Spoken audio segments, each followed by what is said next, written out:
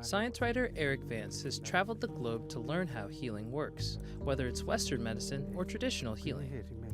6,500 feet up in the mountains of Mexico's Sierra Maztecas, we explored two things that sometimes unite those types of treatment: the theater of medicine and the science of placebos.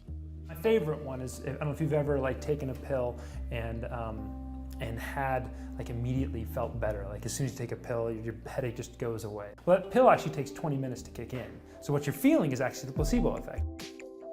Placebos do this by unlocking the body's medicine cabinet, releasing compounds like appetite hormones or pain-relieving opioids. But in his book Suggestible You, Vance explains how a placebo effect can be triggered by more than a sugar pill.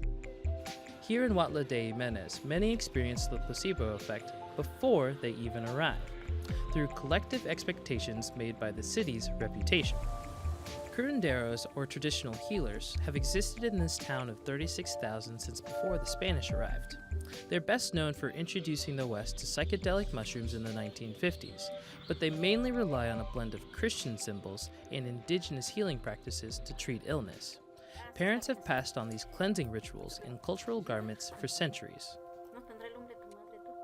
The most important thing is that the next generation sees exactly which leaves I'm using in massages and drinks. I'm proud I'm teaching my daughter. Curandero Placido Arturo, who has practiced for 40 years, uses herbs and spiritual blessings to treat everything from toothaches to infertility. These settings form a theater of medicine.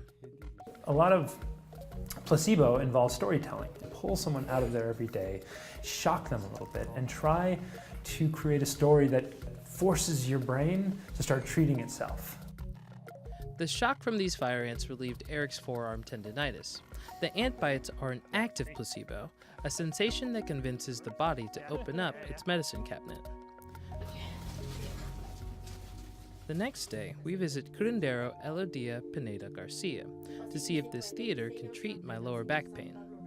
She blesses me, rubs my lower back, and at the end of the ceremony, she spits water in my face to cleanse my spirit. Okay, at this point, I was skeptical, but I walked away feeling a surprising amount of relief that lasted for months. To learn why, let's leave Huautla for a moment and visit the University of Maryland, Baltimore. We call this social learning in placebo effects. So, for example, if a patient observes another patient getting a benefit from a therapeutic treatment, this can create strong expectations. Neuroscientist Luana Coloca, whose lab is funded by the National Institutes of Health and others, studies how placebo effects can influence pain disorders. While physical injury causes pain, the brain can amplify or even create these pain signals merely through the expectations of feeling bad or through stress. Her lab uses fake ointments, hot heating pads, and functional magnetic resonance imaging, or fMRI, to spot brain areas responsible for pain-fighting placebo responses. In a simplified version, we test my susceptibility to placebos. When the pad becomes painful, I click a mouse and the heat subsides. After gauging my pain tolerance, I rank how much pain I'm feeling from 0 to 100. Then the screen turns different colors. Every time the light is red, you will receive a high level of pain. When it's green, she says, the same pain gets delivered, but an electroshock probe inside this wristband, attached just below the heating pad, will soothe my pain nerves. How much do you expect that this procedure is going to reduce your level of pain? Maybe by half? By half, okay. Yeah, it's not bad at all. Of course, the probe is a prop. I receive the same hurtful heat every time. Yet the pad felt cool when the light was green. Weirdly, my pain perception dropped by exactly 50%, suggesting an expectation for healing can be controlled. The doctor can also create a placebo effect and add that placebo effect to the power of the medicine.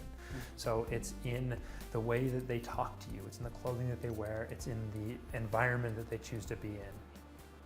Luana's lab is using these placebo responses to build drugs and psychotherapies. They found a nasal spray of the hormone vasopressin can mimic the social placebo effect and provide pain relief. While placebos can't remedy something like cancer, To some degree, they have been shown to ease the symptoms of conditions like depression, addiction, and autism. With Parkinson's disease, placebos can improve motor ability, and those effects can last for years. So whether you're with a doctor in Baltimore or curandero in the Mexican mountains, these healing placebos are never too far away. Until next time, I'm Sikon Akpan, and this is the PBS NewsHour reporting from Huautla de Jimenez.